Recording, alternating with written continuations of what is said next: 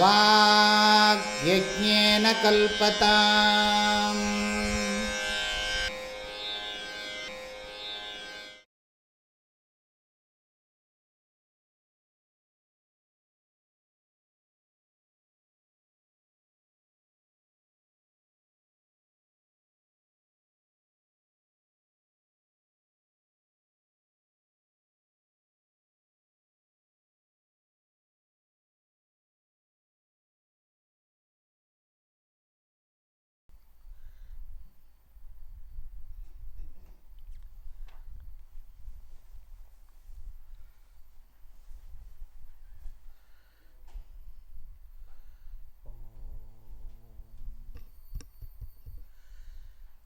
வாசுதேவேந்திரயோகீந்திரம்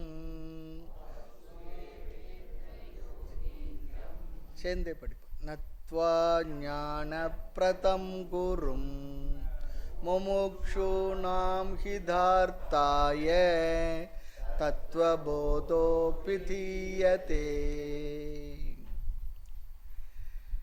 தத்துவபோதத்தில் சமமாது ஷட்க சம்பத்தியில் ஐந்தாவது பண்பாகிய ஷத்தா. ஷத்தா கீத்ருஷி குரு வேதாந்த வாக்கியாதிஷு விஸ்வாசக ஷத்தா.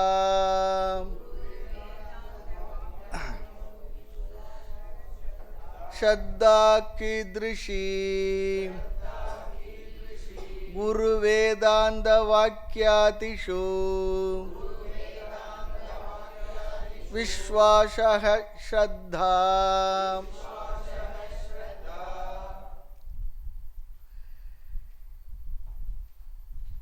ஸ்ரவண பொருளைத்தானே சிந்திக்குமாறு சரதமாய் வைக்குமித்தை சமாதானம் என்பர் மேலோர். இது கைவல்ய நவநித ஆசிரியருடைய வாக்கு. அடுத்து பரம சர்க்குரு நூல் அன்பு பற்றலே ஸ்ரத்தையாகும். இங்கே ஸ்ரத்தை. சிஷ்யனுடைய கேள்வி ஸ்ரத்தா கீத்ருஷி. கீத்ருஷி என்றால் எப்படிப்பட்டது அல்லது என்ன? ஸ்ரத்தையினுடைய தன்மை என்ன? ஸ்ரத்தை சொல்லி சொன்னால் நம்பிக்கை, ட்ரஸ்ட். எதை நம்புதல்? அதுவே லட்சணமாக வருகின்றது. ஸ்ரத்தைக்கு இன்னொரு வார்த்தை வருகின்றது. அதுவே என்ன? விஸ்வாசக, நம்பிக்கை. எதில் விஸ்வாசம், நம்பிக்கை? வேதாந்த வாக்கியாதிஷு. வேதாந்த வாக்கியம் அப்படி சொல்லி சொன்னால் உபனிஷத் வாக்கியத்தில். ஆதிஷு சொல்லி சொன்னால் வேதாந்த வாக்கியங்கள். அதை மனதில் வைத்து பெரியவர்கள் செய்த ஸ்மிருதி முதலிய நூல்களில் உள்ள வார்த்தைகளில் வேத கருத்துக்களை மனதில் வைத்து கொண்டு ஒரு ரிஷியானவர் அந்த கருத்துக்களுக்கு முரண்படாமல் ஒரு நூலை செய்தால் அதைத்தான் ஸ்மிருதி சொல்கிறோம், அல்லது பிரகரண கிரந்தங்கள், பிரகரண கிரந்தம் சொல்லணும். அப்படி தான் சொல்லணும். வேதாந்த நூல்களிலும் கீதை போன்ற ஸ்மிருதி நூல்களிலும் நமக்கு இருக்கக்கூடிய நம்பிக்கை. இந்த வேதாந்த நூல்களை நாம படித்தால் நமக்கு நிச்சயமாக விளங்காது. ஒருவர் அதை எடுத்து சொல்லி விளக்கும் பொழுதுதான் அதில் நமக்கு ஒரு புரிதல் கிடைக்கின்றது. காரணம், அது சொல்கின்ற விஷயங்கள் மிக மிக நுட்பமான விஷயங்கள். நுண்மான் நுழைப்புலம் சொல்கிறோம் பாருங்க, அது போல. ஆக எப்பொழுதெல்லாம் வேதாந்தம் நமக்கு கேட்க வாய்ப்பு ஏற்படுகின்றதோ அப்பொழுதெல்லாம் குருவும் சேர்ந்தே வருவார். ஆகவே குருவையும் வேதாந்தத்தையும் பிரிக்க முடியாது. சிடி மட்டும் போதுமா அல்லது பென்ட்ரைவ் மட்டும் போதுமா சொன்னா பிளேயர் வேணும். உபநிஷத்தானது அந்த பென்ட்ரைவ் போல, இல்லை அந்த காலத்து சிடி கேசட்லாம் சொல்லுவோம். குருவானவர் பிளேயர் போல. நமக்கு இந்த பென்ட்ரைவே போதும்னா ரொம்ப நல்லது தானே, அதுவே நமக்கு சொல்லிடும்.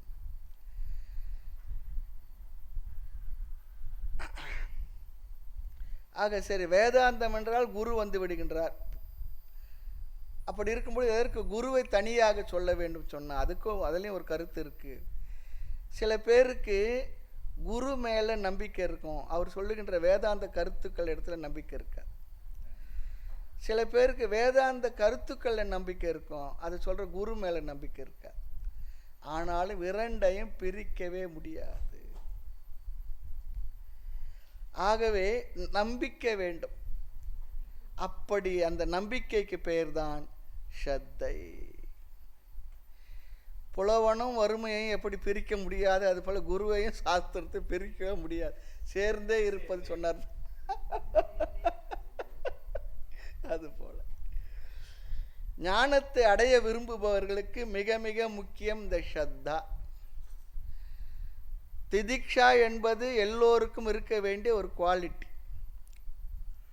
ஆனால் ஸ்ரத்தா என்பது யாருக்கு ஞானம் வேண்டுமோ,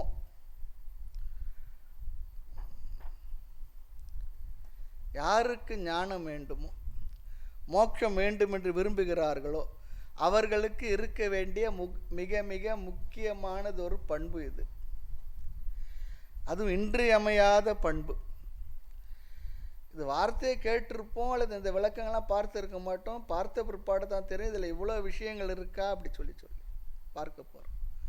பகவான் கீதையிலும் ஸ்ரத்தாவான் லபத்தே ஞானம், ஸ்ரத்தை உடையவனே ஞானத்தை அடைகின்றான். ஸ்ரத்தை ரொம்ப முக்கியம். ஸ்ரத்தைக்கும் ஞானத்துக்கும் நெருங்கிய தொடர்புள்ளது. ஞானத்துக்கு முன்படி ஸ்ரத்தை.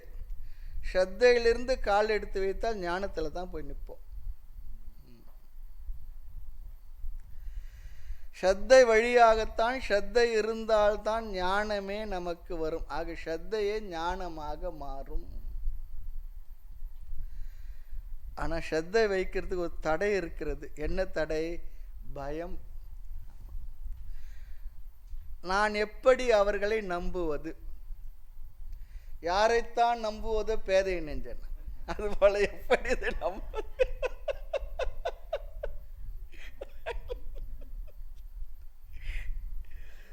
இந்த பயத்திற்கு காரணமும் இருக்கு. சிறு வயதில் யார் எதை தந்தாலும் குழந்தை என்ன பண்ணும்? வாங்கி போட்டுக்கும் வாயில். ஆனால் அப்புறமா பெரியவர்கள் சொல்லி கொடுக்கின்றார், என்ன, யார் கொடுத்தாலும் வாங்கி சாப்பிட்றாதே, எதை கொடுத்தாலும் வாயில் போட்டுக்காது, குறிப்பாக சாமியார்கள் கொடுத்தானா வாங்கவே வாங்காது.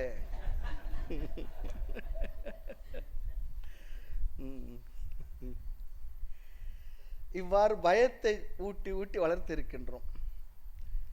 சில பேர் தவறு செய்கின்றார்கள், இல்லையே சொல்லலை. ஆக இயற்கையாக அனைத்தையும் நம்புகின்ற மனதில் அப்படி ஒரு நம்பிக்கையின்மையை நாம் தான் வளர்த்து கொள்கின்றோம். புத்திசாலி யார் தெரியுமா? சில பேர் சொல்கிறாங்க, அது ஒரு கான்செப்டாக இருக்குது, யாரையும் நம்பாதவன் தான் புத்திசாலி. இது ஒரு கருத்து. எல்லாவற்றையும் நம்புபவன் வெகுளி. பல பேருக்கு அனுபவம் அப்படி இருக்கு. ஒரு பிஸ்னஸ் ஆரம்பிப்போம், பார்ட்னராக சேருவாங்க, பிற்பாடு என்ன ஆகும் பார்க்குறோம். ரொம்ப ரேர் தான் சேர்ந்து கடைசி வரைக்கும் போகிறது. ஆக யாரையும் நம்பக்கூடாது. நம்பிவிட்டால் நாம் ஏமாந்து விடுவோம். இது நம்மை அறியாமல் நமக்குள் வந்துள்ள ஒரு நெகட்டிவ் நாலேஜ், நெகட்டிவ் வேல்யூ. அதில் சில உண்மையும் இருக்கு. நம்ம யார் ஏமாற்றுவார்களோ அவர்களை நம்பாமல் இருப்பது சரிதான். ஆனால் இதுவே 100% பண்பாக எடுத்துக்கொள்ளக்கூடாது. பகவான் 17வது அத்தியாயத்தில் ஸ்ரத்தாத்ரய விபாக யோகம்னு ஒன்று வச்சிருக்கார். அதில் ஸ்ரத்தையை 3ஆக பிரிக்கிறார். சாத்விக ஸ்ரத்தை, ராஜச ஸ்ரத்தை, தாமச ஸ்ரத்தை சொல்லியிருக்கார். நம்ம யார் ஏமாற்றுகிறார்களோ அவர்களிடத்தில் நம்பிக்கை வைத்தால் அது தாமச ஸ்ரத்தை அல்லது ராஜச ஸ்ரத்தை. எங்கு ஒரு பொருள் அல்லது ஒரு நம்பிக்கைக்குரியவரோ which deserves ஃபெய்த், அந்த இடத்தில் நம்பிக்கை வைத்தல், அது சாத்விக ஸ்ரத்தை. நம்ப வேண்டியவர்கள் நம்ப வேண்டியவர்களுக்கு நமக்கு நம்பிக்கை வந்தால் அது சாத்விக ஸ்ரத்தை. ஆக நம்பிக்கை கவனமாக இருந்து வைக்க வேண்டும். இந்த கருத்து ஒட்டுமொத்தமாக நம்பிக்கையின்மையை வளர்த்து கொள்வதற்கான கருத்து இல்லை. ஒட்டுமொத்தமாக இந்த கருத்தை யாரையும் நம்பாது என்பது ஒட்டுமொத்தமாக எடுத்துக்க கூடாது. இந்த ஸ்ரத்தை என்பது கொஞ்சம் நல்லா விரிவாக பார்க்க போகிறோம். ஒரு உதாரணம், ஒருத்தர் யார் கேட்டாலும் நன்கொடை வரவங்களுக்கெல்லாம் கொடுப்பாராம். அப்போ சில பேர் சொன்னாங்க, நீங்கள் ரொம்ப ஏமாத்துறவங்களுக்கு கூட நீங்கள் நன்கொடை கொடுத்துக்கிட்டே இருக்கிறீங்க, அவர்கள் நிறைய பேர் உங்களை ஏமாற்றுகிறார்கள். அந்த கொடுத்தவர் சொன்னார், ஆம் எனக்கும் தெரியும். பாருங்க, 10 பேருக்கு கொடுத்தால் அதில் ஒருவராவது உண்மையாக இருப்பார். 9 பேரிடம் ஏமாந்தாலும் பரவாயில்ல, உண்மையான ஒரு இடத்துல நான் கொடுக்காம இருக்கக்கூடாது, அவரை நான் ஏமாத்திடக்கூடாது. அந்த தகுதியானவரை நான் லாஸ் பண்ணக்கூடாதுன்றதுக்காக தான் 9 பேருக்கு 10 பேருக்கு கொடுக்குறது. அந்த 10வது ஆள் ஒருத்தர், அவருக்காகத்தான் இந்த 9 பேருக்கு சேர்த்து கொடுக்குறேன், அதற்காக தருகிறேன்னு சொன்னார். ஆக நம்பிக்கை வைக்கக்கூடாது என்பதில், நம்பிக்கை வைக்க வேண்டிய இடத்தில் வைக்க வேண்டிய ஒரு இடத்துல நம்பிக்கை இல்லாமல் போகக்கூடாது. அப்போ நம்ப வேண்டியவரை நம்பவில்லை என்றால் அதுதான் வாழ்க்கையில பெரிய லாஸ். அப்படி நம்பிக்கைக்குரியவர்கள் வாழ்க்கையில் நமக்கு கிடைப்பது ரொம்ப துர்லபம், ரொம்ப ரேர் தான். உறவினர்களோ நண்பர்களோ யாராகவும் இருக்கலாம், நம்ப வேண்டியவர்கள் நம்பியே ஆக வேண்டும். அதனால் அப்படி நம்பி ஏமாந்தால் கூட அதனால் வரக்கூடிய லாஸ் குறைவானது தான். நம்ப வேண்டியவர்களை நம்பாமல் இருக்கக்கூடாது. பயம் இல்லாமல் நம்பிக்கை வைக்க பழக வேண்டும்.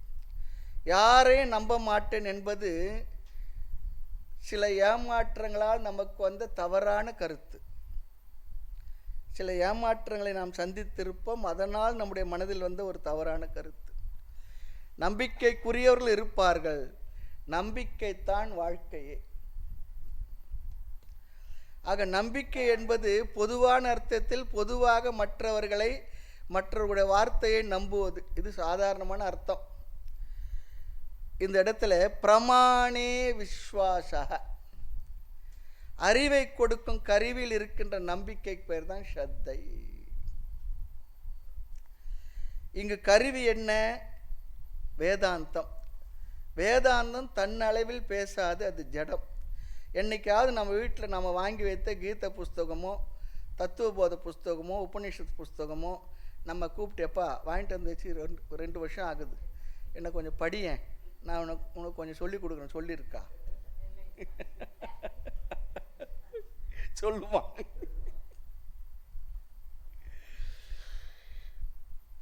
ஆகவே அந்த நூலை, அந்த கருவியை இயக்குகின்ற குருவிடம் இருக்கின்ற நம்பிக்கை. அவர் வேதாந்தத்தை தான் சொல்லுகின்றார், அதையும் சரியாகத்தான் சொல்லுகின்றார் என்ற நம்பிக்கை அது வரணும். ஏன் ஸ்ரத்தையை இங்கு வலியுறுத்துகின்றார்கள் என்றால், ஒரு பொருளை ஒருவர் கையில் வச்சிருக்கார். அவர் சொல்றார், இந்த கையில் என் கைக்குள்ள என்ன இருக்கு தெரியுமா? நம்ம பார்க்கல, தெரியலன்னு சொல்றோம். அப்புறம் அவர் சொல்றார், அவர் மேலே இருக்க நம்பிக்கையில் அதை நம்புகின்றோம். பிறகு நமக்கு என்ன பண்ணுறார்? கையை விரித்து காட்டுகின்றார், அதில் இருக்கிற பொருள் தெரிந்து விடுகின்றது. சொன்னதும் அந்த அவர் என்ன சொன்னார் அந்த பொருள் தான் இருக்கின்றதுன்னு நாம் நம்பி விடுகின்றோம். இப்போ கைக்குள்ளே இருக்கிறத பார்க்காத வரைக்கும் ஸ்ரத்தை, பார்த்த பிற்பாடு என்ன? அது அறிவாகிவிட்டது. பார்த்த பிற்பாடு நம்பிக்கை இல்லை, பார்த்த பிற்பாடு அறிவாகிடுச்சு. நான் நம்புறேன்னு சொல்ல முடியாது. ஆனால் இன்னொருத்தர் சொல்கிறா, என் கைக்குள்ளே ஒரு முயல் இருக்கின்றது, முயல் என் கைக்குள்ளே இருக்குன்னு சொல்கிறேன். அது என்ன பண்ணும்? அப்படி சொல்கிற ஒரு குருவாகவே இருந்துடுறாரு வச்சுக்கோமே, நம்ப மாட்டோம் நம்ம. ஆனால் அதையும் நம்பிட்டோன்னு வச்சுக்கோங்களேன், பொதுவாக நம்ப மாட்டோம். சரி, குரு கையில் அப்படி சொல்கிறார், அவரே நம்பிட்டேன்னு சொன்னால் அந்த நம்பிக்கைக்கு பெயர் குஷத்தை சொல்கிறாங்க. அப்படியும் இருக்கக்கூடாது சொல்கிறாங்க. சொல்கிறாருன்னு தான் நம்புறது, அதுலேயும் கொஞ்சம் பிரச்சனை இருக்குது.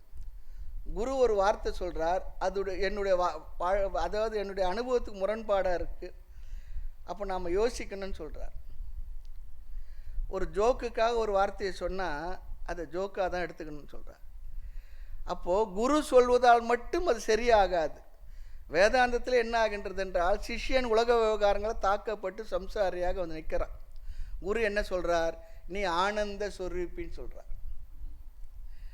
அப்போ சிஷ்யன் என்ன நினைப்பான்? நம்மளை ரொம்ப டீஸ் பண்ணுறார், கிண்டல் பண்ணுறேன். என்ன சுவாமி கிண்டல் பண்ணுறேன்? நான் துக்கத்தினால் வந்து விழுந்திருக்கேன். நீங்கள் என்னன்னு சொல்கிறீங்க? இந்த கைவண்ணவன் இதை மாணவன் எப்படி வரான் பாருங்கள். குரு இடத்துல சொல்கிறான், ஆன பின் மனைவி மக்கள் அர்த்த ஏடனைகள் மூன்றில் காணவர் வலையில் பட்டு கைத்தப்பி ஓடும் மான் போல. ஆமாம், அப்படி ஓடி வர்றானா. வணங்கி நின்று அழுது சொல்வான், மாய வாழ்வென்ன சோகத்தால் நுணங்கினேன் ஐயனே, உள்ளமே என் உள்ளமே குளிர் வண்ணம் பிணங்கிய கோச பாச பின்னலை சின்னமாக்கி இணங்கிய குருவே என்னை ஈடேற்றல் வேண்டும் என்றான். என்னை கரை சேருங்க சொல்கிறான்.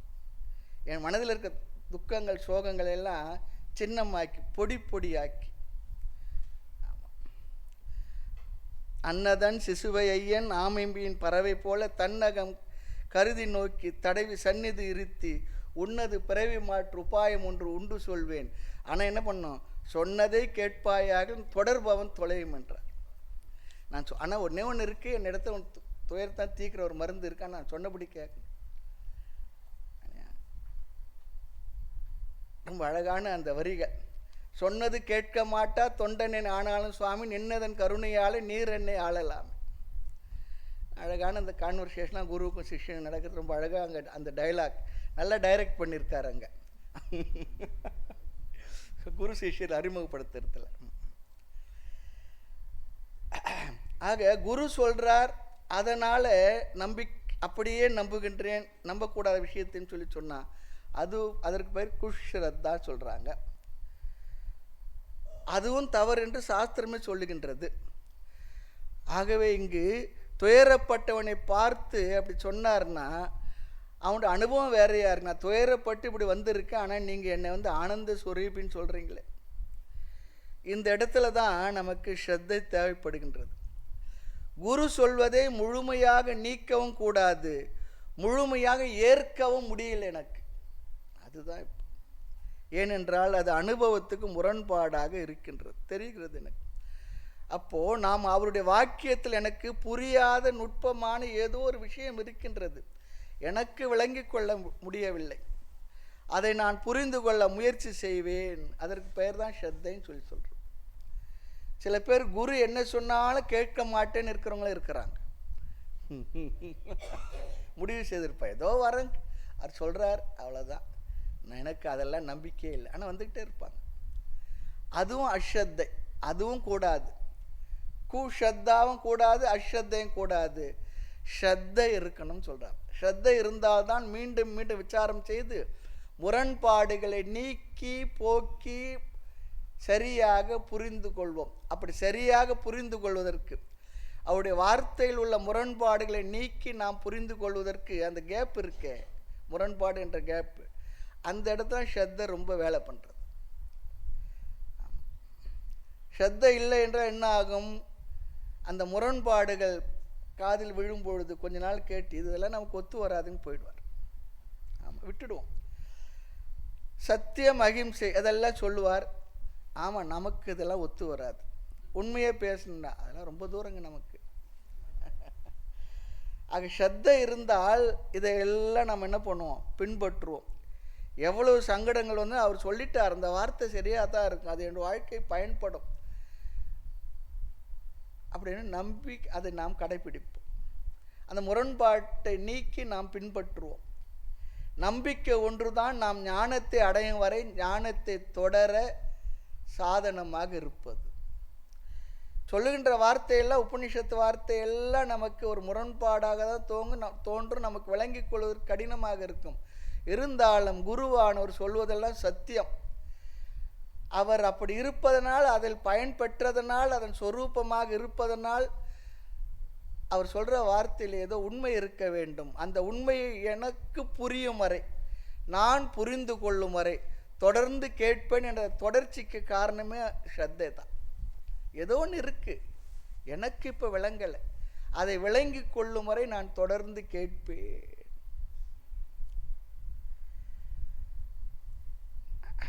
ஆகத்தான் சொல்றார், ஸ்ரத்தை தான் பிரமாண வியாபாரத்தில் நம்மை இருக்க வைக்கும். சமதமத்தை செய்வதனால் நமக்கு ஆரோக்கியமான மனம் கிடைக்கும். திதிக்ஷாவினால் உறுதியான பொறுமையான மனம் கிடைக்கும். ஸ்ரத்தையினால் ஞானத்தை பெற தகுதியான சத்பாத்திரமாக நாம் மாறி அமைவோம். ரொம்ப முக்கியம். எதையும் பெறுவதற்கு பாத்திரம் சௌகரியமாக இருக்கணும், சத்பாத்திரம். அதை ஸ்ரத்தை தரும். ஒரு சிஷ்யர் அதிகமாக குரு இடத்துல எனக்கு அதை சொல்லிக் கொடுங்க, இதை சொல்லிக் கொடுங்க, அப்படி இப்படின்னு சொல்லி கேட்டுக்கிட்டே இருந்தார். மந்திரோபதேசத்தான் சொல்லிக் கொடுங்க முதல்லன்னு சொல்லி கேட்டார். குரு கொஞ்சம் காலதாமதம் பண்ணார். சிஷ்யனுக்கு பொறுமை இல்லை. ஆமாம், ஒரு சொல்லுவாங்க, ஒரு பெரியவர் என்ன பண்ணாராம், ஏதோ சிஷ்யனை பக்குவப்படுத்துறதுக்காக ஒரு இடத்துக்கு அனுப்பி வச்சாராம். அனுப்பி வச்ச இடம்னா அது கருமாறு பற்ற, எல்லாம் துருத்தி ஊதுறது இருக்கு இல்லையா, அது. போன உடனே என்ன சொன்னாராம், பார்த்தார பையன் நல்லா வாட்டு சாட்டமாக இருக்கான், உட்கார் துருத்தியை ஊதுனார். ஒரு நாள் ஆச்சு, 2 நாள் ஆச்சு, ஒரு வாரம் ஆச்சு, ஒரு மாதம் ஆச்சு, கேட்கவும் இல்லை. குரு சொல்லி அனுப்பா, பொறுமையாக அவர் சொல்கிறதெல்லாம் செய்யும்.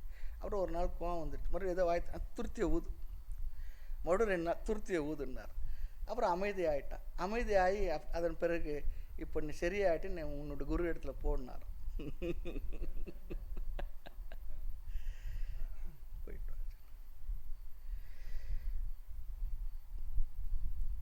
இந்த சிஷ்யன் மந்திர தீட்செலாம் கேட்டான். இல்லைப்பா கொஞ்ச நேரம் பொறு சொன்னார். ஒரு நாள் ரொம்ப குருவை தொந்தரவு பண்ணார். சாப்பாட்டு அறையில் டைனிங் டேபிளில் உட்கார வச்சார். அப்போலாம் டேபிளில் கீழே தான் உட்காருவாங்க, அது விஷயம் வேறு. உட்காந்து ஒரு அழுக்கான தட்டை கொண்டு வந்து அவனுக்கு வைக்க சொன்னார். அதில் சாப்பாடு பரிமாறு. சிஷ்யனுக்கு கோவம் வந்துடுச்சு. என்ன சாமி, அழுக்காக இருந்த தட்டில் சாப்பிட்டா சரி வருமா, நல்லது இல்லையே. அது போல தான் உன் மனசுக்கு சில நான் சொன்னதெல்லாம் சிலதான் செய்ய, அப்புறம் உனக்கு மந்திர உபதேசம் பண்ணி வைக்கிறேன், கொஞ்சம் சுத்தமாக ஆகணும் அப்படி சொல்லி சொன்னார். அதுபோல் பாத்திரம் தலை கீழாக இருந்தால் அது எதை போட்டாலும் கீழே விழுந்துடும். ஸ்ரத்தை ஞானத்தை அடைய யோக்கியமான மனதை தரும்.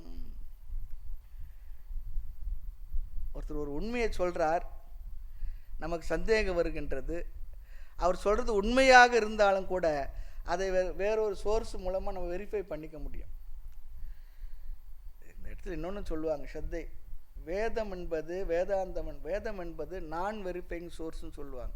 இப்போ பத்திரிகையில் ஏதோ ஒரு செய்தி வரும், நம்ப முடியலனா ஃபோன் பண்ணி கேட்டு நம்ம வெரிஃபை பண்ணிக்கலாம். வேதம் தருகின்ற கருத்து அதுதான் தர முடியும், அது சொல்கிற கருத்து வேறு யாரும் தர முடியாது. அதில் அது நான் வெரிஃபைங் சோர்ஸ்ன்னு நமக்கு அது ஒரு நம்பிக்கை வரணும். ஆக சரி பார்க்கும் வரை, அது பொதுவாக நாம் பெற்ற அறிவு உண்மையாக இருந்தாலும் அதை நாம் சரி பார்க்கும் வரை, நாம் பெற்ற அறிவு உண்மையாக இருந்தாலும் அதற்கு அறிவு என்ற ஸ்டேட்டஸ் வராது. சந்தேகத்தோடு இருக்கின்ற வரை அது அறிவு என்ற ஸ்டேட்டஸ் அது கொடுக்க முடியாது. சந்தேகம் உள்ளதால் அது அறிவாக ஆகாது, அது வெறும் இன்ஃபர்மேஷன் தான், செய்தி தான். அதனால் செய்தித்தாள் சொல்லிடுறோம். செய்தித்தாளில் வரலாம் உண்மை இல்லை, நாம் உண்மையாக நம்பிடுறோம். ஆக அது செய்தியா அறிவா என்று ஸ்ரத்தையை பொறுத்து தான் நாம் முடிவு பண்ண முடியும். ஆக இந்த ஸ்ரத்தை இல்லாமல் வேதாந்த வகுப்புக்கு வந்தால் வெறும் தகவல்கள் புத்தியிலே வெறும் தகவலாக இன்ஃபர்மேஷன் அப்படியே இருக்கும், டேட்டா கலெக்ஷன் தான். நம்பிக்கை தான் வாழ்க்கை. நம்பி செய்தால், நம்பி சொன்னால் நடக்காதது எதுவுமே இல்லை. நம்பி கெட்டவர் எவரையா, ஒரு அருமையான ஒரு கீர்த்தனை. நம்பிக்கை இருக்கு, அது பல இடங்களிலே நம்மை அறியாமல் நிறைய வேலை செய்துக்கிட்டு இருக்கு. அந்த நம்பிக்கை உள்ள மனதை நாம் பெற்று இருக்க வேண்டும். சிலர் சொல்லுகின்றார்கள், எல்லாவற்றையும் நம்பிக்கொண்டே இருந்தால் அது நம்முடைய பலகீனம், நம்பக்கூடாது சொல்றாங்க. ஒன்றை நான் நம்ப முடியும் சொல்லி சொன்னா உண்மையிலே பார்த்தா அதுதான் நம்முடைய மென்டல் ஸ்ட்ரென்த்.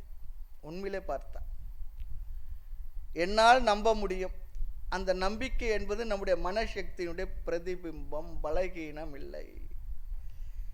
சில பேர் சொல்கிறாங்க, நான் நம்பிக்கைவாதி இல்லை, நம்புபவன் எல்லாம் முட்டாள் அப்படி சொல்கிறேன். அதெல்லாம் தவறான வார்த்தைகள். நம்புவதற்கு தான் புத்திசாலித்தனம் அதிகம் தேவை இருக்கிறது, புத்தி சக்தி அதிகம் தேவை இருக்கின்றது, மனசக்தியும் அதிகம் வேண்டும். ஆக நம்பவில்லை என்பதற்கு அறிவே வேண்டாம், மனசக்தியே வேண்டாம். கடவுள் முதல் கொண்டு எதையும் நாம் நம்ப மாட்டேன் என்பதற்கு என்ன அறிய வேண்டும்? ஆக ஸ்ரத்தை ஆன்மீகத்திலும் சரி, வேறு வாழ்க்கை முறையிலும் சரி, டாக்டர் இடத்துல, மெடிசின் இடத்துல, எல்லாவற்றிலும் முக்கியம் என்ன? நம்பிக்கை. அவ்வளவு முக்கியமும் பெருமையும் வாய்ந்தது ஸ்ரத்தை. இதெல்லாம் கேட்டவுடனே நமக்கு என்ன நம்பிக்கை வரும், வரணும். இப்போ ஹோட்டலுக்கு போகிறோம், உணவு கொண்டு வைக்கிறார், அதில் என்ன இருக்குமோ தெரியும் நினச்சா என்ன ஆகும்? நம்பி தானே சாப்பிட்றோம், நம்பி தானே சாப்பிட்றோம். என்ன வருதா?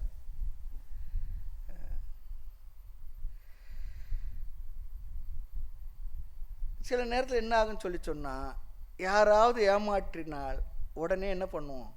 நான் சொன்னேன் பார்த்தீங்களா?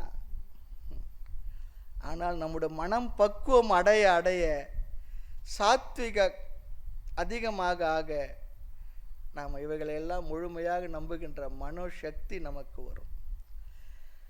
அதில் இன்னொன்று இருக்குது ரகசியம். நாம் அப்படி நம்பி பழகினால் யார் ஏமாற்ற மாற்றார்களோ அங்குதான் நம்முடைய நம்பிக்கையே வரும். அப்படிப்பட்ட சூழ்நிலை நமக்கு வந்து அமையும். நாம் யாரையும் நம்பவில்லைன்னா நம்ம சுற்றி அப்படி தான் இருப்பாங்க, நம்மையும் யாரும் நம்ப மாட்டார்கள். நாம் நம்பி பழகினால் நம்மை சுற்றி நல்ல நம்பிக்கைக்குரியவர்களும் வந்து சேருவார்கள். இது ஒரு ரகசியம் தான் அது, இல்லையா? யார் நம்ம ஏமாற்ற மாட்டார்களோ அவள் இடத்துல நமக்கு நம்பிக்கை வரும். மீது இடத்துல எல்லாம் கொஞ்சம் கவனமாக இருப்போம், அவ்வளோதான். புத்தி நல்லா வேலை செய்யும். அதான் சொல்கிறார், 100 முறை நம்பி ஏமாந்தாலும் பரவாயில்லை, ஆனால் ஸ்ரத்தை இல்லாமல் இருக்கக்கூடாது. ஸ்ரத்தை இல்லாமல் இருக்கக்கூடாது, ஏமாற்றம் கூடாது. இன்னொரு கருத்தும் சொல்றார், ஏமாற ஏமாற ஸ்ரத்தை கூடணுமா. ஸ்ரத்தையின்மைக்கு நம்மை அது அழைத்து செல்லும் சொல்றார். நம்பலன்னா நமக்கு ஸ்ரத்தையின்மைக்கு அழைத்து செல்லும். நம்பினோம் சொல்லி சொன்னா நமக்கு அந்த ஸ்ரத்தை கூடிக்கொண்டுதான் இருக்கும் சொல்றார். நம்ம இறைவன் காப்பாற்றுவார், இந்த நம்பிக்கை தான். இறைவன் இடத்திலேயே கூட இறைவன் இருக்கின்றார் என்பது நம்பிக்கை தானே. ஏமாற ஏமாற ஸ்ரத்தை கூடன்னு சொல்லி சொன்னா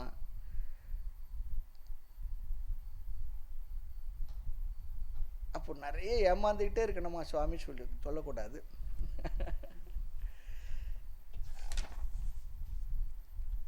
அடுத்து ஸ்ரத்தா, அதை அடைவதற்கு உபாயம் ஈஸ்வரத்துவ புத்தி. வேதாந்த சாஸ்திரம் ஈஸ்வரனிடத்திலிருந்து வந்தது. இந்த புத்தி நமக்கு உறுதியாக இருந்தால் நமக்கு நம்பிக்கை வரும்.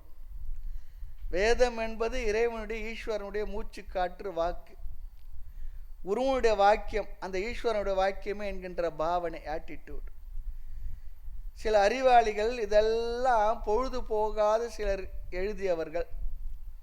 இது எழுதியவர்கள் என்று யாருன்னா பொழுது போகாத சிலர் எழுதியுள்ளார்கள். அதை பொழுது போகாத சிலர் சொல்லி கொண்டிருக்கின்றார்கள். அந்த காலத்தில் எல்லாம் நிறைய இது போல வாய்ப்பில்லை. அந்த காலத்துக்கு வேணால் பொருந்து இருக்கலாம், இன்றைக்கெல்லாம் அது உதவாது. அந்த காலத்தில் அவ்வளோ அறிவெல்லாம் இல்லை, இந்த காலத்தில் நிறைய அறிவு இருக்குது. அப்படி எல்லாம் சொல்லுகின்றார்கள். ஆகவே இது மனிதர்களிடத்தில் நம்ம என்ன நினைக்கிறோன்னா, மனிதர்களிடத்துலேருந்து வந்திருந்தால் நிறைய குறை இருக்குன்னு நினைக்கிறோம். ஆனால் நமக்கு வேதாந்த சாஸ்திரம், குருமார்கள், மற்றவர் நமக்கு சொல்லுகின்ற கருத்து, இது மனிதர்களிடத்திலிருந்து வரவில்லை, வந்ததும் இல்லை. வந்தது என்றால் நமக்கு நம்பிக்கை போய்விடும், இறைவனிடமிருந்து வந்தது. அப்படிப்பட்ட புத்தி நமக்கு நம்பிக்கையை தரும். எல்லா மதங்களும் இந்த கருத்தை ஏற்றுக்கொள்கின்றது. அவரவர்களுடைய மத நூல்கள் எல்லாம் இறைவனிடத்திலிருந்து வந்தது என்பதை எல்லோருமே ஏற்றுக்கொள்கின்றார்கள். நான் சொல்லும் வார்த்தை எல்லாம் நாயகன் தன் வார்த்தைகள், நம்புங்கள் நமருங்கால் சொல்லி சொல்றார் வள்ளல் பெருமானும் கூட. ஆக குரு வாக்கியமும் அப்படியே என்று நம்ப வேண்டும். சாஸ்திரம் எப்படி இறைவனிடத்திலிருந்து வந்ததோ குருவுடைய வாக்கியமும் அப்படியே என்று நாம் நம்ப வேண்டும். இது ரொம்ப முக்கியம். இதுதான் ஸ்ரத்தைக்கு முதல் உபாயம். இரண்டாவது வினயக, பணிவு ரொம்ப முக்கியம். பணிவுள்ள மனம்தான் பிறர் வார்த்தையை கேட்கும். கர்வம் எதையும் கேட்க விடாது. கர்வமானது நாம் எதையும் கேட்பதற்கு தடையாக இருக்கும். எதற்கு? அறிவை பெறுவதற்கு தடையாக இருக்கும். இது பெரிய ஒரு உண்மை. வேறு என்ன படிப்பு படித்தவர்களாக இருந்தாலும் வேதாந்தத்திற்கு வந்தால் அவர்கள் இந்த விஷயத்தில் எல்கேஜி யூகேஜி தான். ஆக கர்வமின்றி அவருக்கு வேறு எவ்வளவு அறிவு இருந்தாலும் கூட புதிய அறிவை பெற ஓப்பன் மைண்டாக இருக்கணும். எனக்கு இது தெரியாது, தெரிந்து கொள்ள வந்திருக்கின்றேன். அதனால தான் பாருங்க, ஒரு குருவிடத்தில் போகிறோம். அவர் பெரிய விஷயத்தை தெரிஞ்சவராக இருப்பார், பெரிய விஞ்ஞானியாக இருப்பார், பெரிய அறிவாளியாக இருப்பார், நிறைய பிஹெச்டிலாம் பண்ணியிருப்பார். இந்த குரு அவருக்கு வேதாந்தம் மட்டும்தான் தெரியும். அவர் இடத்துல எதுக்காக போகிறோம்? நான் பெற்ற அறிவு கல்வியெல்லாம் எனக்கு என்னுடைய துன்பத்தை துயரத்தை போக்க அது பயன்படவில்லை, எனக்கு ஒரு நிறைவை தரவில்லை. அதுக்காக அவர் இடத்துல போகிறோம். உத்தவ கீதையில் யது மகாராஜா கௌபீனதாரியாக, அது கௌபீனம் கூட இல்லை, அவதூத சன்னியாசி மருத்தடியில் இருக்கார். அவர் சந்திக்கிறார். அவர்கிட்ட கேட்குறார், நான் ராஜா, எனக்கு எல்லாம் இருக்கின்றது, ஆனால் என் மனசில் சந்தோஷம் நிறைவில்லை. உங்களிடத்துல ஒன்றுமே இல்லை, ஆனால் நீங்கள் எப்படி இவ்வளோ நிறைவாக சந்தோஷமாக இருக்கிறீங்க? சில பேர் சந்தோஷமாக இருந்தால் இவங்களுக்கு பிடிக்காது. அது எப்படி அவர் சந்தோஷமாக இருக்கலாம்? பச்சை கிளிகள் பறப்பதை பார்த்தால் பருந்துக்கு பிடிக்காது.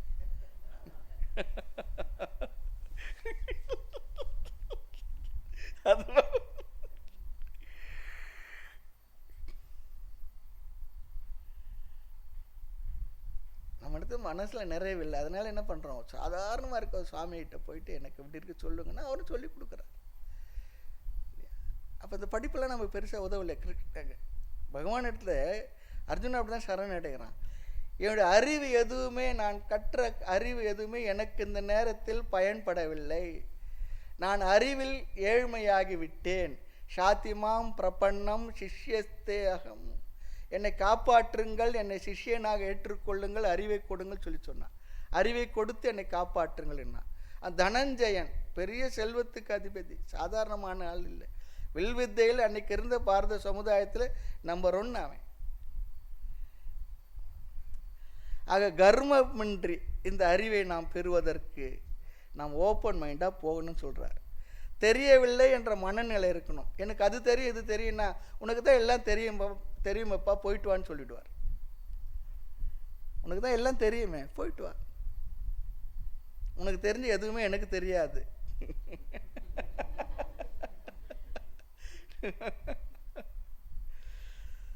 அதனால தான் பாருங்க, காதுக்கு கதவு வைக்கல, க்ளோஸ் பண்ணல, ஓப்பனாக வச்சிருக்கார் பகவான். வாய்க்கு மூடி போட்டிருக்கார். ஆனாலும் இந்த மூடி போட்ட வாயில் எவ்வளோ பேசுகிறோம். ஆனால் வாயை திறந்து வச்சிருக்கோம், காதை மட்டும் மூடி வச்சிடுறோம் நம்ம.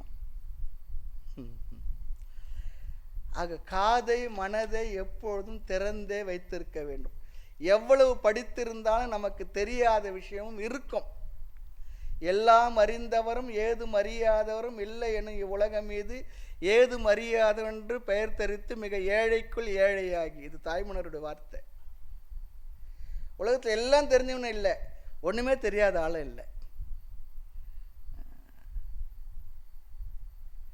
ஒரு பெரிய பண்டிதர் நிறைய சிஷ்யர்களோட நிறைய தர்க்க நூல் அது இதெல்லாம் ஒரு பெரிய ஒரு லைப்ரரியாக மூவிங் லைப்ரரியோடு போயிட்டே இருப்பார். ஒரு ஊருக்கு போவார், வாதம் பண்ணுவார். அந்த வாதத்தில் தோத்தாங்கன்னா அவங்களெல்லாம் ஏதோ பண்ணிவிட்டு அவங்களாம் அடிமை சாசனம் போராட்டெலாம் பண்ணிக்கிட்டு வரும். ஒரு கிராமத்துக்கு வந்த உடனே அவர் சொன்னார், நான் உங்களோடலாம் வாதம் பண்ண வந்தேன். இல்லை சுவாமி, எங்களுக்கு அதெல்லாம் வேண்டாம், ஏதோ பெரியவங்க வந்தீங்க, உங்களுக்கு எல்லாருக்கும் நாங்கள் பராமரிப்பு கொடுக்குறோம், சாப்பாடெலாம் போடுறோம், சாப்பிட்டு எங்களுக்கு ஆசீர்வாதம் பண்ணிட்டு போங்க. இல்லை நீங்கள் யாராவது உங்கள் ஊரில் இருக்க ஒரு ஆள் என்னோட வாதம் பண்ணணுன்னார். எல்லோரும் அப்படி இப்படி ஒருத்தர் முகத்தை பார்த்தாங்க. அப்போ அங்கே ஒரு தூரமாக ஒரு ஆடு மேய்க்கிற ஒரு ஆள் நின்றுட்டு இருந்தாராம். அவர் என்ன பண்ணார், சரி இந்த சவாலை நம்ம ஏற்றுக்கணும் சொல்லி, சரி நான் ஏற்றுக்கிட்டேன், நான் வாதம் பண்ணுறேன், சரி வாங்க. அப்போ என்ன பண்ண, ஒரு ஆளை பனை மரத்து மேலே ஒரு வார்த்தை சொன்னார். இல்லை, அதுக்கப்புறம் தான் சொல்கிறார். நான் ஒரு வார்த்தை சொல்கிறேன், இந்த வார்த்தைக்கு அர்த்தம் சொல்லுங்கன்னார். சரி சொல்லுங்கன்னு சொன்னார். சர சர டம்மே, இந்த வார்த்தைக்கு என்ன அர்த்தம்னார். அவருக்கு புரியல. இருக்கிற சிஷியர்கள்லாம் சொல்கிறாங்க, எல்லாம் நூலை பெரட்டி பெரட்டி பார்க்குறாங்க, அந்த வார்த்தையும் இல்லை, அதுக்கு அர்த்தமும் இல்லை. அப்புறம் என்னடா சரியாக மாட்டிக்கிட்டுமே நம்ம, இன்னும் சாதாரணமாலாம் இருந்தால் சரசர டம்மேன்றான், நமக்கு புரியவே இல்லை. இந்த திலகாஷ்ட மகிஷ பந்தனம் போல தான் தெனாலிராமன் கதையில். அப்புறம் கடைசியில் ரொம்ப நேரம் பார்த்து முடியல. எப்பா இல்லைப்பா நான் தோற்று போயிட்டேன், நீ சொல்லு அதுக்கு வார்த்தைக்கு அர்த்தம் என்னார். ஒன்றில் இருங்க சாமின்னு சொல்லிட்டு ஒரு பனை மரத்து மேலே ஒரு ஆளை ஏற்றி விட்டான். கீழே ஒரு ஆட்டை கட்டி வச்சிருந்தான்.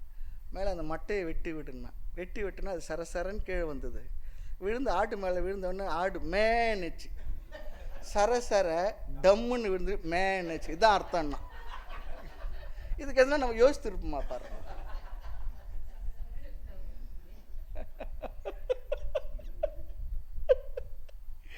அதுபோல் எல்லா வருந்தவரும் ஏது வரியாதவரும் இல்லை எடு உலகம்.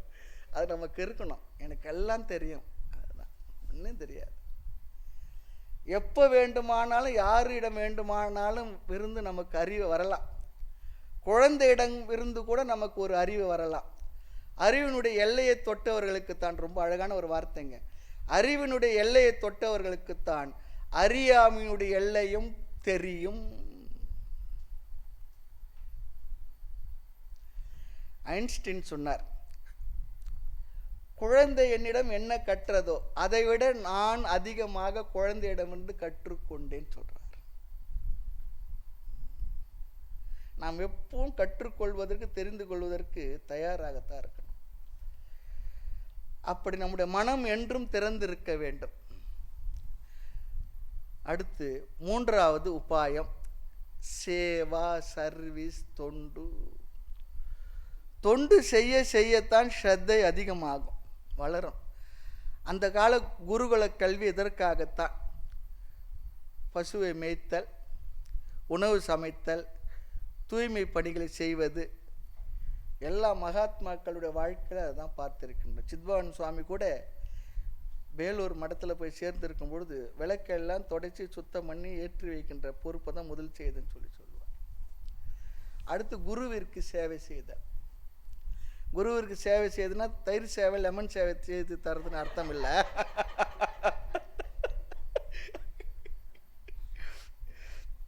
அவருக்கு தேவையான குறைஞ்சபட்ச தேவைகள் தான் இருக்கும், அதை குறிப்பறிந்து செய்வது. காரணம் அப்பொழுதுதான் குருவிடத்தில் நமக்கு இணக்கம் கிடைக்கும், நெருக்கம் கிடைக்கும், அவர் அணுக முடியும். ஞானத்தின் பலனை அப்படிப்பட்ட குருமார்கள் அருகில் இருந்தால்தான் நாம் பார்க்கவும் முடியும். அப்படி பார்த்தோம் என்றால் அந்த இடத்துல நமக்கு ஸ்ரத்தையும் அதிகமாகும். எல்லாரும் ஒரே மாதிரி தான், அதாவது உருவத்தில் ஒன்றாக இருந்தாலும் கூட அவருடைய வாழ்க்கை முறையில் அவர் ஏன் அப்படி இருக்கின்றார், எப்படி நடந்து கொள்கின்றார் என்ற அந்த விஷயங்கள்லாம் பார்த்தால் அதிலிருந்து நமக்கு ஸ்ரத்தை வரும். சில நேரம் ஸ்ரத்தை போனாலும் போகும், இருந்த ஸ்ரத்தையும் போயிடுறதுக்கு வாய்ப்பு இருக்கும்.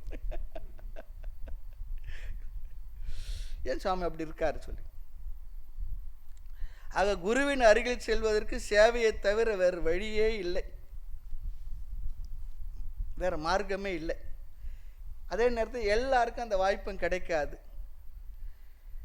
எங்காவது ஒரு இடத்துல சேவை செய்திருக்கலாம், எங்காவது ஒரு இடத்துல நமக்கு இந்த சாஸ்திர ஞானம் வந்திருக்கும். பொதுவாக நமக்கு அது மூலமாக வர வேண்டியது ஸ்ரத்தை தான். அப்படி ஸ்ரத்தை வந்திருப்பவர்கள் அல்லது அப்படி சேவை செய்திருந்தால்தான் இந்த ஸ்ரத்தை வந்ததனுடைய வழியை நாம் உணர்ந்து கொள்ள முடியும். அன்பர் பணி செய்ய என்னை ஆளாக்கி விட்டு விட்டால் இன்ப நிலை தானே வந்து எய்தும் சொல்றார், வரணும் சொல்றார். தொண்டானது நம்முடைய மனதை தூய்மைப்படுத்தி கொடுக்கும், ஸ்ரத்தையை உருவாக்கும். தொண்டாய் பணிவர் அவர் பணினி சூட்டிக் கொள்வது எவ்வாறு, தொண்டர் தம் பெருமை சொல்லவும் பெரிது, இப்படிலாம் வார்த்தை இருக்கு. ஆமாம், ஆகினால் இந்த சர்வீஸும் கூட தொண்டும் கூட ஸ்ரத்தையை வளர்ப்பதற்கு ஒரு வாய்ப்பாக இருக்கும். குருவிற்கு செய்கின்ற சர்வீஸ். அடுத்து மூன்றாவதாக கருத்து, ஸ்ரத்தையினுடைய பலன் என்ன? முதல் முக்கிய பலன் ஞானாய யோக்கியதா. ஞானத்திற்கு யோக்கியதை கிடைக்கும். ஞானத்தை பெறும் தகுதியான பாத்திரர்களாக ஆவோ, சத்பாத்திரமாவோம். அறிவை பெறும் தகுதியை என்ன? மனம்தானே அறிவை பெறுகின்றது. அந்த மனதை நல்ல கருவியாக மாற்றி கொடுக்கும், மாறும். இந்த மாற்றம் ஸ்ரத்தை மூலமாகத்தான் வரும். நமக்கே கூட தெரியாது. முன்பெல்லாம் கேட்பேன், சுவாமி இப்போதான் நல்லா புரியுதுன்னு. முந்தி மனதானது அப்படி பெறுகின்ற தகுதியை, சக்தியை பெற்றிருக்கவில்லை. ஏதோ நல்ல சத்சங்கம், நல்லவர்களோடு இருந்து இணக்கமாக இருந்து நம்முடைய தொண்டின் மூலமாக கொஞ்சம் கொஞ்சமாக மனதானது அந்த அறிவை பெறுவதற்குரிய தகுதியான கருவியாக மாறி அமைந்திருக்கும், நம்மை அறியாமல். சிலருக்கு ஆரம்பத்தில் ஸ்ரத்தை குறைவாக தான் இருக்கும், பிறகு அது வளரும், வளர்க்கப்படும். சிலர் வரும்பொழுது குரு நினைப்பாராம், இவன் நல்ல ஆளாக இருக்காரு, நல்லா தேறிடுவான். ஆச்சரியம் என்ன தெரியுங்களா? தேற மாட்டார். இவர் தேற மாட்டார்னு நினைப்பார், அந்த ஆள் தேறிடுவான்.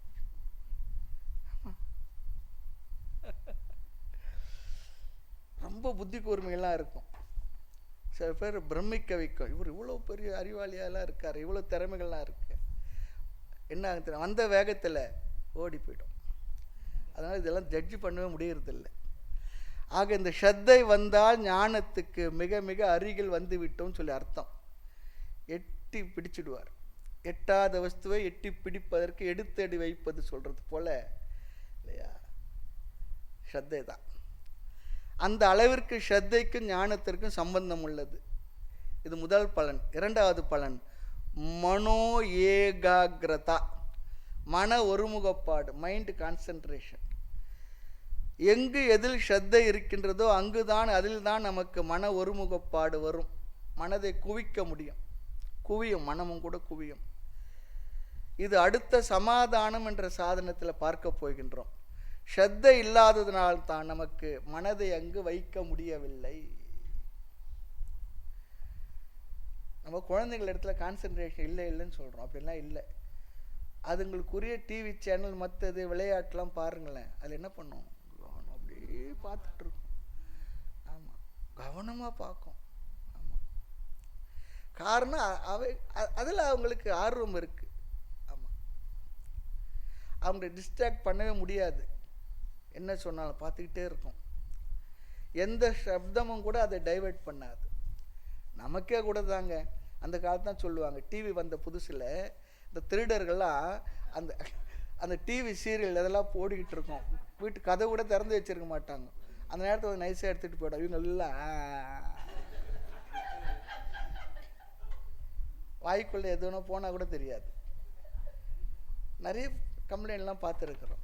நமக்கு கூட அப்படி தானே. ஏன்? நமக்கு அதில் ரொம்ப பிரியம். ஏன் தெரியுங்களா? ஊர் விவகாரம், இன்னொருத்தர் வீட்டு விஷயம் நமக்கு ரொம்ப பிரியம். அது ஆமாம், நம்ம வீட்டில் 1000 இருக்கும், அதெல்லாம் இல்லை. இன்னொருத்தர் விஷயம் என்ன அவ்வளோ பிரியம். அதனால சொல்லுவோம், கதை ஏன் கேட்குறேன்னா அது இன்னொருத்தர் விஷயம் இல்லை, அதில் ரொம்ப மனசு ஈடுபடும். உங்களை பற்றி சொல்கிறேன்னா நைஸாக போயிடும். ஆக எங்கு லவ், எமோஷன், அட்ராக்ஷன், விருப்பம் உள்ளதோ அதில் ஏகாகிரதை இருக்கும். நம்மை அறியாமல் மனது அதில் ஈடுபடும். அதுதான் ஒரு வகையில் பார்த்தா எமோஷ்னல் இன்வெஸ்ட்மெண்ட் சொல்கிறாங்க பாருங்க. அதுபோல் நல்ல விஷயத்தில் நமக்கு ஸ்ரத்தை என்பது எமோஷ்னல் இன்வெஸ்ட்மெண்ட் போல். நம்பிக்கையின்றி ரொம்ப நாளுக்கு வேதாந்தத்தை கேட்க முடியாதுங்க, ஞாபகம் வச்சுக்கணும். அடுத்து நான்காவது பலன் விசார சித்தி. வேதாந்தத்தை தொடர்ந்து சிந்தனை ஆராய்ச்சி செய்தல் நடக்கும். ஸ்ரத்தை தான் அப்படி ஆராய்ச்சியை தொடர வைக்கும். இந்த விசாரம் செய்வது என்பது ஸ்ரத்தையின் மூலமாகத்தான் நடைபெறும். முதல்ல சிஷ்யனுக்கு உண்மையும் புரியல, குரு சொல்கிற வார்த்தையுடைய விஷயமும் விளங்கலை, அது ஞானமாகலை. அதே சமயம் தன்னுடைய அனுபவம் விருத்தமாகவும் இருக்குது, முரண்பாடாக இருக்குது. அதனால் என்ன, கொஞ்ச காலம் இவன் பொறுமையாக விசாரம் செய்ய வேண்டும். அப்படி பொறுமையாக விசாரம் செய்வதற்கு அங்கு ஸ்ரத்தை இருந்தால்தான் தொடர்ந்து விசாரம் செய்ய முடியும், விசாரத்தை செய்ய வைக்கும். ஞானத்திற்கு யோகியதை உடைய மனம் கிடைக்கும், விசாரத்தை செய்கின்ற மனம் கிடைக்கும். மனதை ஒருமுகப்படுத்த ஸ்ரத்தை தான் காரணம். குரு வேதாந்த வாக்கு இரண்டில் வைக்கின்ற நம்பிக்கை தான் ஸ்ரத்தை. நம்ம லட்சணம் பார்த்தோம். ஸ்ரத்தை என்பது ஞானத்திற்கு முன்புள்ள அல்லது கண்டிப்பாக இருக்க வேண்டிய நியமம், தகுதி. ஞானம் வந்த பிறகு அந்த ஸ்ரத்தையை என்ன ஞானமாக மாறி இருக்கும். அப்போ தான் அதை நாம் உணர்வோம். அந்த நேரத்தில் தான் அப்படி அந்த ஞானமாக மாறும் பொழுது ஏன் அப்படி ஞானமாக மாறிச்சு என்பதை உணர்வோம். ஸ்ரத்தையினால்தான் ஞானத்தை நேரடியாக அடைய முடியும். ஸ்ரத்தை தான் ஞானத்தை அடைவதற்கு நமக்கு பெரிய வாய்ப்பை தந்துள்ளது. தாய்மலர் சொல்வார், கல்லாதேன் ஆனாலும் கற்றுணர்ந்த மெய்யடியார் சொல்லாலே நின்னை தொடர்வேன் பராபரமே. பாடறியன் படிப்பறியன் பள்ளிக்கூடம் நாடறின். அது போல இங்கே கல்லாதேன் ஆனாலும் கற்றுணர்ந்த மெய்யடியார் சொல்லாலே நின்னை தொடர்வேன். எனக்கு படிப்பு இல்லை, கற்கலை. ஆனாலும் பெரியவர் சொன்ன அந்த வார்த்தையை வச்சு அப்படியே நான் பிடிச்சிக்கிட்டு வர்றேன். ஸ்ரத்தை எனும் வாழும் உதவி வந்தமர மெய்ஞான தீரமும் தந்து என்னை பாதுகாத்து அருள் செய்குவாய். ஆமாம் ஐயா, நீ சொன்னதும் ஒரு சொல்லே, அந்த சொல்லால் விளைந்த சுகத்தை என் சொல்வேன். ஐயா, நீ சொன்ன ஒரு வார்த்தையினை மலைகளுக்கென நம்பினேன் கண்டு அருள்வாயே. நிறைய வார்த்தைகள் சொல்கிறாங்க குருவுடைய வார்த்தையில். ஏனென்றால் அவர் என்னிடத்துல இல்லாத ஏதோ ஒன்று அவரால் அடையப்பட்டிருக்கு. அதனால் எனக்கு குருவான ஒரு தாய் எப்படி தந்தை எப்படி பிள்ளைகளுக்கு தவறாக வழிகாட்ட மாட்டார்களோ, சரியில்லாத சொல்ல மாட்டார்களோ, உண்மை இல்லாத சொல்ல மாட்டார்கள், அதுபோல் குருவானவர் அவர் அடைந்த ஞானத்தை எனக்கு கொடுக்கின்றார். அவர் அடைந்தது பெரிய விஷயம், அது எனக்கு கிடைக்க வேண்டும். அவர் எனக்கு நன்மையைத்தான் சொல்வார், உண்மையைத்தான் சொல்வார் என்கின்ற பெரிய நம்பிக்கை. குரு வாக்கியாதிஷு விஸ்வாசக, நல்ல வார்த்தை இது. சர்க்குரு நூல் அன்பு பற்றலே ஸ்ரத்தையாகும். அது பிரியத்தோடு, அது ஒன்று அன்பு, அது பிரியமா இருக்கணும். ஒரு மொழியே பல மொழிக்கும் இடம் கொடுக்கும், அந்த ஒரு மொழியை மலம் ஒழிக்கும் என குரு மொழியே மலை இலக்கு, மற்ற மொழியெல்லாம் கோடின்றி வட்டாடல் கொள்வதொக்கும் கண்டாய். தருமொழி இங்கு உனக்கில்லை. ஆமாம், நான் மறுபடியும் பிறக்காத ஒரு நிலைக்கு பிறவியையே போக்குகின்ற ஒரு மொழியை யார் கொடுத்தார்னா குருவானவர். அந்த மொழியில் எனக்கு முழு நம்பிக்கை இருக்கு. ஐயா, நீ சொன்னதும் ஒரு சொல்லே, அந்த சொல்லால் விளைந்த சுகத்தை என் சொல்வே. அதெல்லாம் பின்னால தான் புரிகின்றது சொல்றார். ஆக ஸ்ரத்தை இதோட நிறைவு பெறுகின்றது. அடுத்த 6வது பண்பு சமாதானம். சமாதானம் கிம்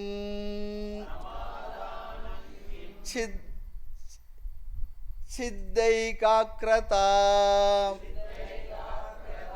சமாதானம் கிம் சித்தைகாக்ரதா. சமாதானம் கிம் என்றால், சமாதானம் என்றால் என்ன? சித்த ஏகாகிரதா. சித்தம் என்றால் மனது, ஏகாகிரதா என்றால் ஒருமுகப்பாடு, மன ஒருமுகப்பாடுன்னு அர்த்தம். சமாதானம் என்றால் என்ன? பதில் என்ன குரு சொல்றார்? மன ஒருமுகப்பாடு, கான்சன்ட்ரேஷன். இதுதான் இதனுடைய லட்சணம். லட்சியத்தில் நம்முடைய மனதை தொடர்ந்து வைத்திருக்கும் சக்தி. ஷவண பொருளைத்தானே சித்தம் சிந்திக்குமாறு சரதமாய் வைக்கும் அதை சமாதானம் என்பர் மேலோர். இது கைவல்ய நவநீத ஆசிரியர் சொல்லுகின்ற இதே வார்த்தை அப்படியே தமிழாக்கியிருக்கார். கேட்ட ஞான விஷயத்தில், சாஸ்திர வார்த்தைகளில், குருவுடைய வாக்கியத்தில் மனது அப்படியே சிந்தித்து கொண்டிருக்குமாறு மனதை வைத்திருப்பதற்கு பெயர்தான் சமாதானம். இன்னொரு வார்த்தை சொல்றாங்க பாருங்க, லட்சியத்தில் நம்முடைய மனதை தொடர்ந்து வைத்திருக்கும் சக்தி. லட்சியே சித்தஸ்ய ஸ்திதிஹி. நாம் எதை லட்சியமாக குறிக்கோளாக எடுத்துக்கொண்டோமோ அந்த குறிக்கோளிலே மனது சதா சிந்தித்து இருப்பது. குறிக்கோள் இல்லாது கெட்டேன்னு சொல்றார். அப்படி இல்லை. லட்சியத்தில் சித்தத்தை வைத்திருத்தல். சித்தத்தை சிவன் பாலே வைத்தார்க்கும் அடியேன்னு சொல்றார் பாருங்க. சித்தமெல்லாம் எனக்கு சிவமயமே. சத்தத்தினுள்ளே சதாசிவம் காட்டி சித்தத்தினுள்ளே சிவன்.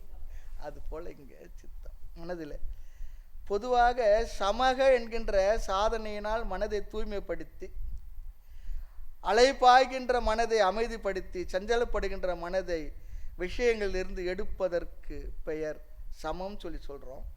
தமம் என்பது இந்திரியங்களை விஷயங்களிலிருந்து விலக்கி வைத்தல் சொல்கிறோம்.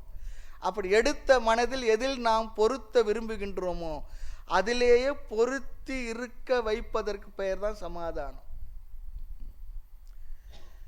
தமிழ் சமாதானம் அர்த்தம் வேற, ராசியாகட்டும் சொல்லி அர்த்தம், வேறுபாட்டை போக்கிக் கொள்ளுதல், ஒத்து போதல் அர்த்தம். அந்த அர்த்தம் இல்லை இங்கு. இங்கு சமாதானம் என்றால் சம்யக் ஆதீயத்தே மனக அஸ்மின். எதில் மனமானது ஒருமுகப்படுத்தப்பட்டு வைக்கப்படுகின்றது அது சமாதானம். மனதை அதிலே வைத்திருக்க பழகுதல். அப்படி வைத்து பழகினால் கொஞ்ச நேரத்தில் என்ன ஆகிடும் தெரியுங்களா? சலிப்பு வரும் இல்லையா? அது வராமல் இருக்க ஏற்கனவே பார்த்த பொறுமை, திதிக்ஷா எல்லாம் பழகி வைத்திருப்போம். ஆக இவைகளையெல்லாம் பழகி வைத்திருந்தால்தான் நாம் ஒரு விஷயத்தை மனதில் வைத்தால், ஏதோ ஒரு விஷயத்தை நாம் மனதின் மூலமாக செய்ய ஆரம்பித்தால், அதை செய்யும் வரை முடிக்கும் வரை அந்த மனம் அதிலேயே இருக்கும். அப்படி அதிலேயே லட்சியத்தில் இருக்க வைப்பதற்கு பெயர் தான் சமாதானம். துரோணர் அர்ஜுன இடத்துல ஒரு இலக்கு வைத்தார். பறவையினுடைய கண்ணு. எல்லாரையும் கேட்டார். ஒருத்தனுக்கு அது தெரிஞ்சு இது தெரிஞ்சு சொன்னான். அர்ஜுனன் சொன்னான், பறவையுடைய அந்த கண்ணு தான் எனக்கு தெரியுதுன்னார். அப்படி ஒரே லட்சியம் சபரிமலைன்னு சொன்னது போல அவ கண்ணு மட்டும்தான் தெரியுது. அதில் மட்டுமே வைப்பது, அதற்கு பெயர் தான் சமாதானம். இது திடீர் என்றெல்லாம் வராது. அடுத்து இந்த சமாதானத்தை கடைபிடிக்க வழி என்ன? சமாதான லட்சணம் பார்த்துட்டோம். சமாதானத்தை கடைபிடிக்க உபாயம் அபியாசம், தொடர்ந்து பழகுதல். வாளாயமாகவும் பழகேறியேன்னு சொல்றார். சைக்கிள் ஓட்டி பழக வாய்ப்பு என்ன? ஒருத்தர் அழகா சொன்னார், தமிழ் கிளாஸுக்கெல்லாம் வந்துட்டு சைக்கிள் ஓட்ட பழக்க முடியுமாண்ணா? முடியாது. நீந்த பழகுவது எப்படி? வகுப்பு கேட்டுட்டு போய் நீந்த முடியுமாண்ணா? பழகித்தான், பயிற்சி தான் இதற்கு வழி. சமாதானத்தை எப்படி பழகுவது என்றால் அதற்கு உகந்த சாதனம் ஜபம் தான். சமாதானத்தை நம்முடைய மனதில் வரவழைப்பதற்கு நல்ல உகந்த ஒரு அற்புதமான சாதனம் ஜபம். ஜபம் என்பது நாம ஒரு விஷயத்தை எடுத்துக்கொண்டு இதைத்தான் நீ நினைக்க வேண்டும் என்று பழகுகின்றோம், அபியாசம் பண்றோம். மனதுக்கு ஒரு வேலையை கொடுத்துடுறோம். அதை தவிர வேறு எதை நீ நினைக்க கூடாது என்ற உத்தரவையும் போட்டு விடுகின்றோம். உத்தரவு போட்டால் மனசு கேட்குமானா? உத்தரவு கொடுத்து பாருங்க. கம்ப்யூட்டரில் கமாண்டு கொடுக்குறோமே, அது போல தான் மனசுக்கும் கொடுத்து பழகணும். இதை தான் பண்ணணும் நீ. அப்படி உத்தரவு கொடுத்து அதிலேயே கொஞ்ச நேரம் இருக்க வைக்க பயிற்சி செய்த அதற்கு உபாயம், அப்படி இருக்க வைப்பதற்கு உபாயம் ஜபம் என்ற அபியாசம் தான் சமாதானத்துக்கு சாதனம். ஜபத்தில் நமக்கு என்ன நடக்கிறது என்றால், மனம் ஒவ்வொரு நேரம் ஒவ்வொன்றை செய்ய நினைக்கும், சிந்திக்க நினைக்கும், நம்மை தூண்டும். நமக்கே கூட ஆச்சரியமாக இருக்கும், ஏன் இந்த நேரத்தில் தேவையில்லாமல் இந்த நினைப்பு வந்தது. மற்ற நேரம்லாம் எதுவும் வராது. தியானத்துக்காக உட்கார்ந்த உடனே தான் எல்லா நினைப்பும் கொட்டும். அது பெரிய ஆச்சரியங்க. அது நாம் நினைக்காத விஷயம்லாம் வரும், நினைக்காத ஆள்லாம் நிற்பாங்க எங்க மனசுல.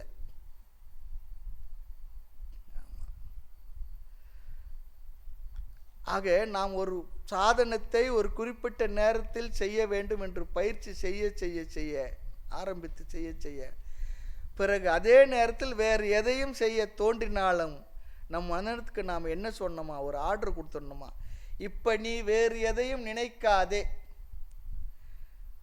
நான் சொல்வதை மட்டும் நினை. அதனால தான் ஒரு ஜெபம் பண்ணுறேன்னா ஒரு குறிப்பிட்ட நேரத்தில் குறிப்பிட்ட இடத்துல அமைதியாக அமர்ந்து நம்ம ஆரம்பிச்சிடணும். கொஞ்சம் மனது அப்படி இப்படி போய் வரத்தான் செய்யும். எடுத்த உடனே நமக்கு ஒரு 108 முறை பஞ்சாட்சர ஜபம் பண்ணணும், சந்தியாவந்தனத்தில் காயத்ரி ஜபம் பண்ணணும்னு சொன்னாலும் மனசு அங்கே போய் தான் வரும். 108 ஜபத்துக்கு நடுவில் 1008 இடத்துக்கு போய் வந்துட்டு இருக்கோம் மனசு. ஆமாம், சந்தேகம் இல்லை. அப்புறம் தான் தோணும், ஆகா நம்ம ஜபத்துக்கு உட்காந்துருக்குமே, நேரத்தை பார்த்தா 3/4 மணி நேரம் ஓடி இருக்கும், 5 முறை கூட சொல்லியிருக்க மாட்டோம். பழகி இருக்கு மனசு. அப்படி மனசு ஒரு கமாண்டு கொடுக்கணும், நீ வேறு எதுவும் நினைக்காத, உனக்கு நினைக்கிறதுக்கு வேற ஒரு நேரம் தரேன், நீ இப்போ ஜபத்தில் எனக்கு ஒத்துழை. அப்படி ஜபம் என்ற சாதனத்தில் மனதை ஒருமுகப்படுத்தி ஒரு இடத்தில் பொருத்தி பழகிவிட்டோம் சொன்னா, அப்படி பழகிய மனம் நாம் என்ன விஷயத்தில் எந்த இடத்தில் பொருத்த விரும்புகின்றோமோ அந்த இடத்தில் நன்றாக பொருந்தி இருக்கும். ஆமாம், ரொம்ப முக்கியம், அது பொருந்தும். இந்த சமாதானம் என்ற தன்மை இல்லாதவர்களால் ஒரு சோகத்தில் ஒரு ஆணியை கூட அடிக்க முடியாது. ஆணி அடிச்சுன்னா அந்த சோகத்தில் ஆணி மேலே போய் சுத்தியல் விழாது, வேற எங்கேயோ விழும், கையில் நரிக்கணும். காரணம், ஒரு வினாடி கூட எதை பார்த்து எங்கு அடிக்க வேண்டும் என்று மனதில் அதில் லயிக்காது, ஒருமுகப்படுவதில்லை. இந்த பட்டறைங்கள்லாம் இந்த பெரிய ஒரு ஆமரை வச்சுக்கிட்டு கீழே எடுத்து வச்சு கரெக்டாக பண்ணுவாங்க. அது பாருங்க அவங்க மனசில். ஒரு காரியத்தை எடுத்தால் அனைத்தையும் மறந்து அதிலேயே மூழ்கி விடுதல். அப்படி அதிலேயே இருந்து பழகுவதற்கு பெயர்தான் சமாதானம். ஏதோ வாழ்க்கை ஓடிட்டு இருக்கட்டும் நினைச்சா அவங்களுக்கு சமாதானம் தேவையில்லை. ஒரு முறையாக கொஞ்சம் விழிப்பாக வாழ வேண்டுமென்றால், ஒன்றை அடைய வேண்டும், சாதிக்க வேண்டும் என்றால் எதை அடையணுமோ அதில் மனது ஒருமுகப்பட்டு இருக்க வேண்டும்.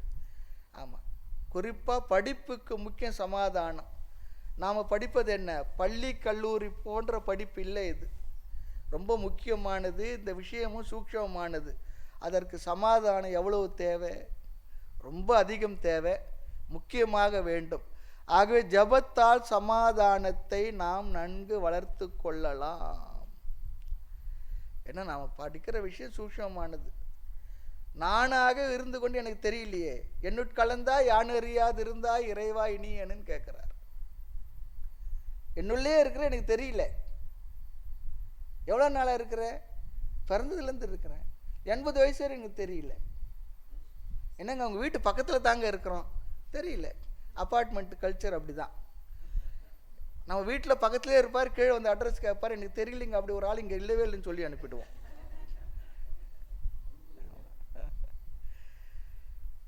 இரண்டாவது உபாயம் சமம் மனவடக்கம், தமக புலனடக்கம். மனவடக்கமும் புலனடக்கமும் அதிகமாக இருக்கத்தான் சமாதானம் அதிகமாக பயன்படும். இப்போ பார்த்தாலும் மனசு சஞ்சலப்பட்டு கொண்டே இருந்தால் என்ன பண்ணுறது?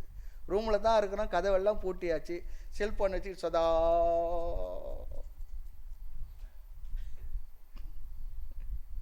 அது ஒரு அடிக்ஷன் தான். ஆக நம்ம மனசு நம்ம கைக்குள் வந்தால் தானே அதை ஒரு இடத்துல வைக்க முடியும். ஆக சமதமம் இருந்தால்தான் சமாதானம் சித்திக்கும். மூன்றாவது உபாயம் ஸ்ரத்தா. ஸ்ரத்தை உள்ள இடத்தில் தான் மனம் சமாதானத்தை அடையும். மனம் நன்கு ஒருமுகப்படும். ஸ்ரத்தை இல்லாத இடத்தில் மனம் குவியவே குவியாது. ஆமாம், யாராவது நீங்கள் உங்கள் நண்பருக்கு வேறு எது மாதிரி தண்டனை கொடுக்கணும், என்ன பண்ண தெரியுங்களா?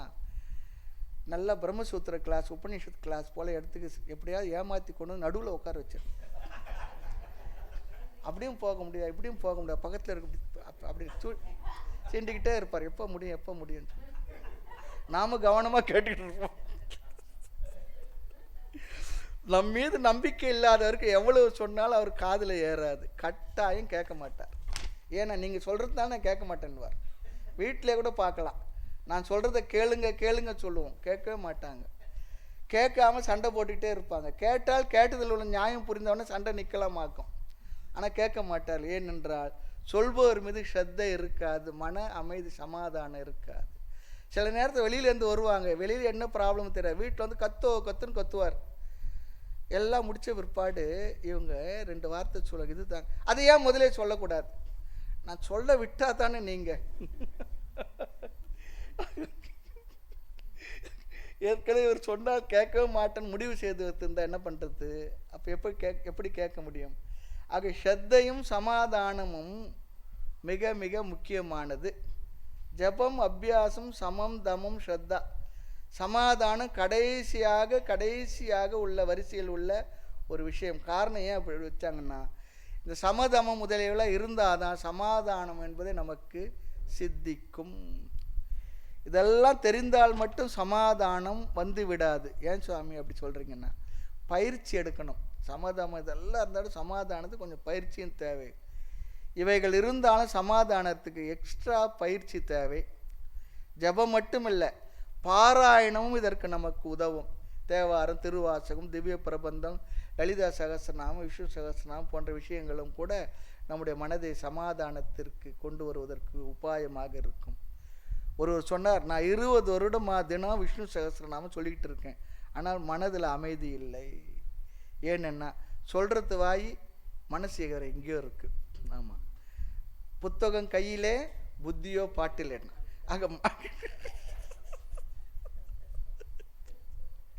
இந்த வார்த்தையில நீங்கள் சாஸ்திர விஷயங்கள்லாம் சொன்னீங்கன்னா இதெல்லாம் மனதில் போகிறதில்ல.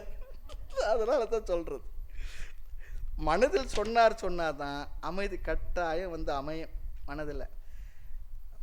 ஏன்னா நம்முடைய மனதில் நாம் ஸ்பிளிட் பர்சனாலிட்டி வந்து விடக்கூடாது. சில பேர் சொல்லுவாங்க, ஜபமெல்லாம் செய்யாதீங்க, அது ஒரு மெக்கானிக்கலாக நம்மளை கொண்டு சென்று விட்டு விடும், மிஷின் ஆக்கி விடணும். காரணம் என்னென்னா, சில பேர் மிஷின் போல் ஜபம் பண்ண ஆரம்பிச்சிடுவாங்க. அவர் வாட்டிட்டு ஆரம்பித்து என்ன பண்ணுவார்னா, கவுண்டிங் மிஷின் வேறு, அது வேறு. வாய் சொல்லும் கவுண்டிங் மிஷின் ஓடிக்கிட்டு இருக்கும், ஆனால் மனசு வந்து வேறு எங்கேயோ இருக்கும். ஒன்று ஞாபகம் வச்சுங்க, நம்ம ஜபம் பண்ணும்போது மனசு எங்கேயோ இருந்துன்னு வச்சுங்களேன், அதுதான் ஒரிஜினல் மைண்டு. ஏன்னா அந்த விஷயத்தை அது நினச்சிக்கிட்டு இருக்கு. நாம் அதை கொஞ்சம் இழுத்து கொண்டு வந்து முயற்சி பண்ணுறோம், எதையே எங்கே சிந்திச்சுக்கிட்டு இருக்கோம் இல்லையா? வாய் மந்திரத்தை சொல்லும், கை ஜபமாலையை உருட்டிக்கிட்டே இருக்கும், மனசு வேறு எதையும் உருட்டிக்கிட்டு இருக்கும். அப்படி இல்லாமல் நாம் பயிற்சி செய்தால் மிக விரைவில் 1-2 வருடங்களில் மனம் ஒருமுகப்படும். 1-2 வருடம் சொல்றது ஒரு குறைவான டைமுங்க. 5 வருடத்தில் மனம் கூடினால் அது ரொம்ப ரொம்ப ஷார்ட் டைம் பீரியட். ஆக அப்படி பயிற்சி செய்தால் மிக விரைவில் அதனுடைய பலனை நாம் நன்கு காண முடியும்.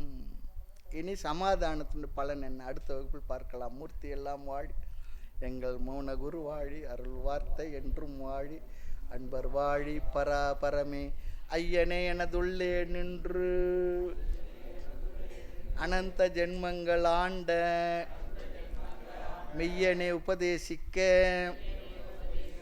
வெளிவந்த குருவே போற்றி. உய்யவே முக்தி நல்கும் உதவிக்கோர் உதவினாயேன், செய்யுமாறு ஒன்றும் காணேன். திருவடி போற்றி போற்றி. காலமுடு தேச வர்த்தமானமாதி கலந்து நின்ற நிலைவாழி கருணைவாழி, மாலரவும் சைவ முதல் மதங்களாகி மதாதீதமான அருள் மரபு வாழி, ஜாலமிகும் எளியேனி வழக்கு பேச தயவு வைத்து வளர்த்த அருள் தன்மை வாழி, ஆளடியில் பரமகுரு வாழி வாழி, அகண்டிதாகார அருள் அடியார் வாழி. ஓம் பூர்ணமத பூர்ணமிதம் பூர்ணாத் பூர்ணமுதச்யதே பூர்ணஸ்ய பூர்ணமாதாய பூர்ணமேவாவசிஷ்யதே. ஓம் சாந்தி சாந்தி சாந்தி. ஹரிः ஓம். ஸ்ரீ குருப்யோ நமः. ஹரிः ஓம்.